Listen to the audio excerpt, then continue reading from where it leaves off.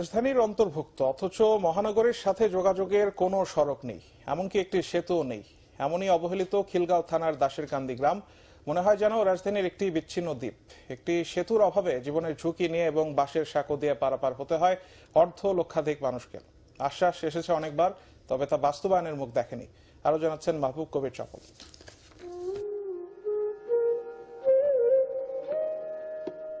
কোনো দূর গ্রামের দৃশ্য নয় এটি, রাজধানীর পাশেরই একটি জনপদ।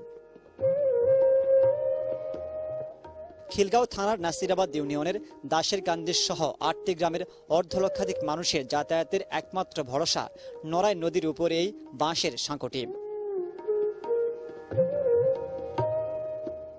এখানকার বেশিরভাগ বাসিন্দা স্থানীয়, কাজের প্রয়োজনে প্রতিদিন ঢাকা শহরে যাতায়াত করতে হয় তাদের।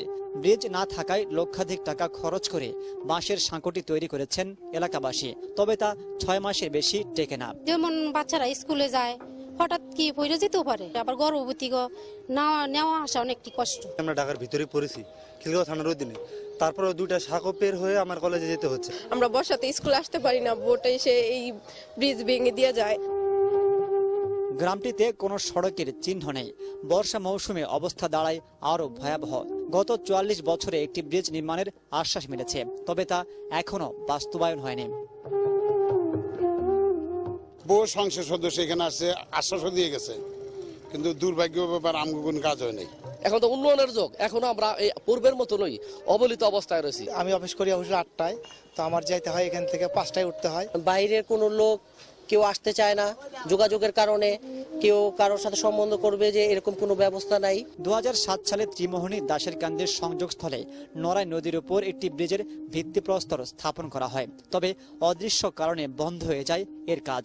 অনেক আশা করছিলাম এলাকায় আপনার ব্রিজ হবে, রাস্তাঘাট হবে, আমাদের বাপদাদার পৈতৃক সম্পত্তির মধ্যে আমরা কিছু করব।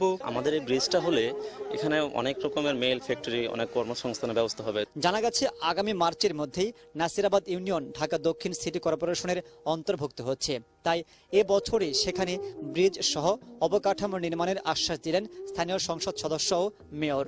আপনি যে ব্রিজের কথা বলছেন দাসেরকান্দি, এটা কিন্তু আমরা অলরেডি চিহ্নিত করে দিয়ে রেখেছি। এই বছরে আমরা একটা জোরালো চেষ্টা চালাবো, কারণ এটা গত বছর আমরা দিয়েছি। নতুন একটা শহর সেখানে করতে চাই এবং ওয়েল প্ল্যান্ড। রাজধানীর বনশ্রী থেকে মাত্র ২ কিলোমিটার দূরে নাসিরাবাদ ইউনিয়নের এই গ্রামগুলো অবস্থিত। আবাসনের ভালো সম্ভাবনা আছে এখানে, তবে তার আগে যেটি প্রয়োজন তা হচ্ছে রাস্তা সংস্কার ও ব্রিজ নির্মাণ করা। তা করতে পারলে ঢাকা শহরে মানুষের চাপ কমবে বলে মনে করছেন স্থানীয় বাসিন্দারা। মাহবুব কবির চপল, এটিএন বাংলা, নাসিরাবাদ, খিলগাঁও, ঢাকা।